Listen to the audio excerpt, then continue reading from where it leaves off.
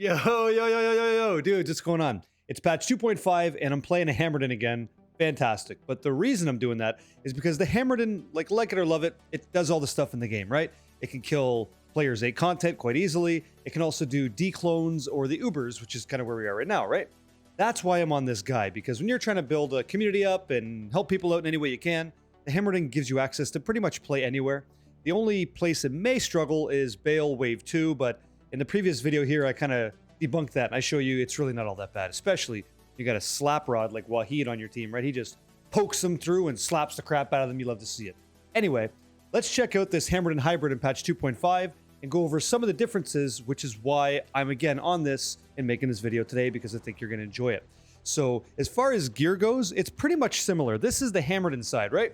We've got the Hodo, we've got the Bald Guys Hurlock Crest Shaco with the P Topaz. You could upgrade that into an Ist or a Chamrune if you really wanted to. I've also got a Mageplate Enigma. Again, Mageplate has a very, very low strength requirement of 55. So the second you get Mageplate Enigma on, you get that massive strength bonus that helps you wear the rest of your gear.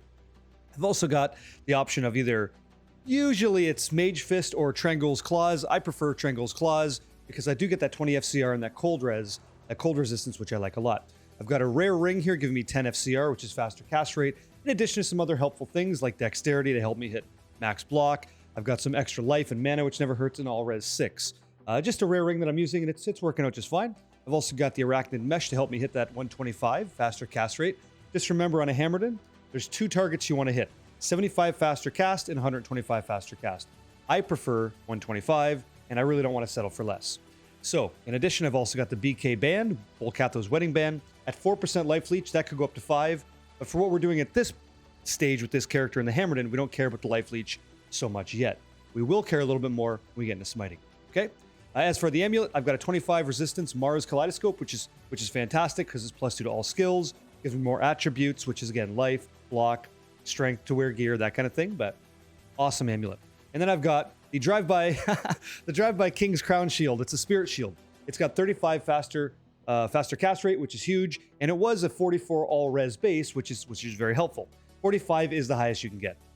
And then I've got a collection of Geed's Grand Charm. I've got a Torch here. I've also got the Annie, the Nihilist Small Charm.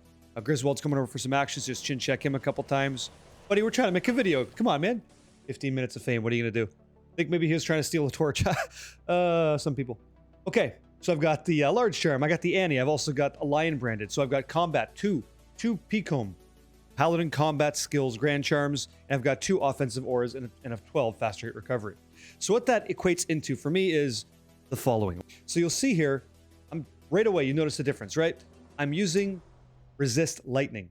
And now the way Resist Lightning works, in addition to all the other ones like Resist Cold, Resist Fire, is every hard point, every point you add into this skill gives you a 0.5% increase to your maximum resistance to that element, whether it's lightning, fire, or cold. So if I bring up my character sheet here, you'll see I'm sitting at a very comfortable 79 all res for lightning.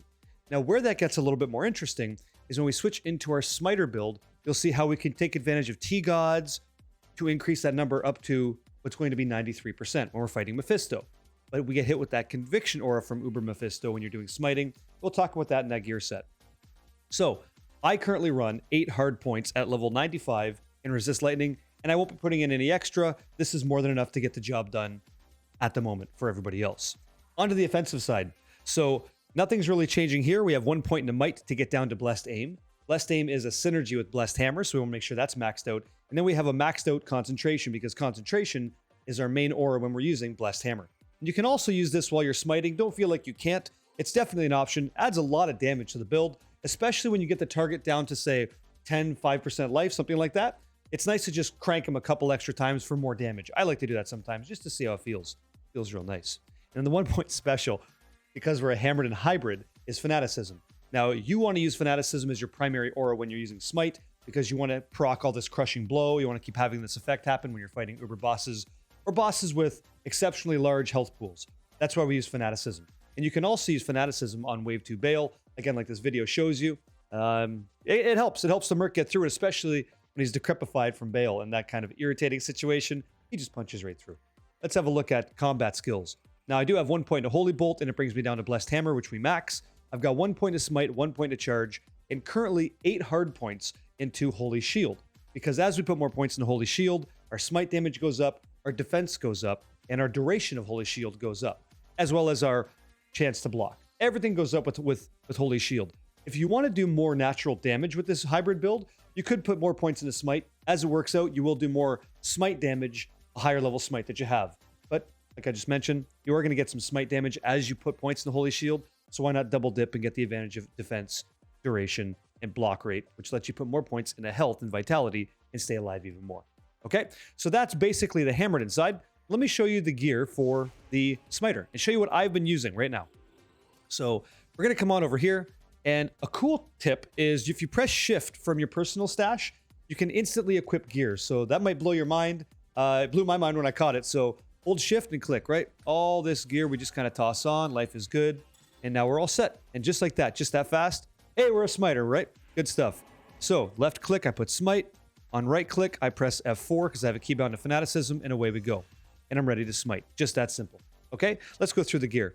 So we have a Grief Phase Blade at 40 increased attack speed and 384 damage. In a Phase Blade, the difference between using Phase Blade, like let's say a Zerker Axe, if you have a Barb character on your account, you may be thinking, I want to make a Grief, but I don't know what base to use. I like axes on my Barb, but I really know that Phase Blade has no durability loss, so where do I go? Let me tell you, go with a Grief Phase Blade because the base swing speed of an axe and a Phase Blade is -30, where a Berserker Axe is 0. So you'll get more chances to attack with the Phase Blade and never pay the money in repair costs. For PVM or player versus monster or player versus everything, PvE, you may have heard that term, make the Phase Blade. It's just way better, okay? And then helmet, typical, G-Face. I've hole punched this, which is saying I went to Larzik and put a socket in it. And I tossed a Jewel inside, which is 21 lightning resistance and 15 increased attack speed. That's the helmet that I use for this guy. Can't go wrong with High Lords. High Lords is an amazing amulet. We're still using that. And I'm using Laying of Hands Bramble Mitts for the increased attack speed, primarily is the main thing I want to use with this. Crafted gloves would be great if they had 10% chance crushing blow, 20 IAS, and some life leech. That would be helpful for the build, and maybe I'll upgrade that way. But at the moment, we're using Laying of Hands. Great option.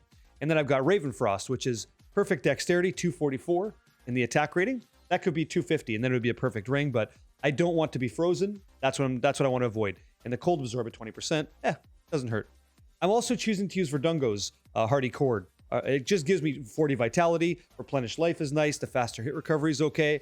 And then the damage reduced, the physical damage reduction by 15% also helps against targets like Lilith when you get those unfortunate teleports or you move into a room and surprise, Lilith has like might or blessed aim or fanaticism or basically a tombstone waiting for you. You just didn't know it because you just got in the room, right? That happens all the time. She will clap you, slap you, and treat you real poorly in the dark. So make sure you got something like Verdungo's when you're fighting the mini bosses, okay? And then I've got BK Band, and this, like we mentioned, it's solid as. It's a solid ring, +1 all skills. I get the life leech. I get increased life, which makes me harder to kill. And that's stamina. It really doesn't matter, but it's nice to read. As for a shield, I'm using an Exile Vortex shield with 45 all res. I'm going to be honest with you, this is a very, very difficult base to find. It is very hard to find. So other alternatives could be, and I kid you not, a regular Spirit shield will work. You could also use Griswold's shield with 3p diamonds, or any sort of Paladin shield with 4p diamonds. It's more than enough. That's what makes the Smiter so nice. As a gentle reminder here, on your Smiter, it always hits. Do you see that on the skill? Smite always hits. So you don't really need to worry about attack rating. It'll always make a love connection with the target you're hitting. That's what makes the Smiter chef's kiss and amazing, is that it just always connects. So your ability to survive with things like life tap or things with life leech is just so much better. You can never miss. Let's go back into the gear real quick. And I rounded off with some Gore Rider war boots because again, faster run walk is nice when you got to get out of dodge. You also have that crushing blow, and the open wounds is nice on this boot. The 10% chance to cast open wounds, not cast, but cause open wounds, pardon me, is awesome because you prevent the target from healing. So you don't got to go to town if you ran out of potions, come back, and surprise, Mephisto's at full, right? As long as you're making that love connection with the guy and you're connecting with Smite, open wounds happens, he can't heal. Love it. That's what we're doing. So the big change in patch 2.5, we had Terror Zones, and we also had Sunder Grand Charms. Now, I'll tell you right now, I've tried the physical immunity Sunder. It's all right. For a class like this, though, Hammered and Hybrid, you don't even need any of those Sunder Grand Charms. So Hammered and OP, not really, not so much. It's very good. In a place like Tulrosh's Tomb, for example, you're very much the support guy. You might catch yourself running around in Act 2 with your runway lights on, just cleansing poison off of things, or using, let's say, Resist Lightning now that you have it to make those dung beetles, electricity a little bit less harmful for your party members. But I will tell you that this hammered in version with the resist lightning is actually quite a bit better. So when you're ready to do the Ubers on this guy, I'll go through the following with you. Make sure that you remind yourself, hey, I put 8 hard points in resist lightning. So you start the fight, you start off by pulling Mephisto, and you gotta have resist lightning on, because I'll show you a little table here. Have a look at that. He does very little damage. With resist lightning on in the current gear setup, not even T-Gods, that's how much damage Mephisto does. Very little. And with life tap through exile happening for you on the always, it's very hard to get one shot, nay, almost impossible, because you have such a decent life pool. You don't need salvation. Resist lightning is really all you need. With that conviction aura that he has, he's not even that big of a threat. So make sure you're using resist lightning, and then when you're ready to go, you swap into your regular fanaticism, right? And then as you're getting the boss's health down, switch into concentration, and away you go. Have a look at the difference of damage, okay? Just really quickly.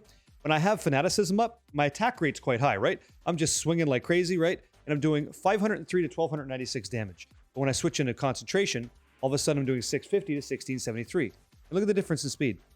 It's not too different, but there is a noticeable difference there.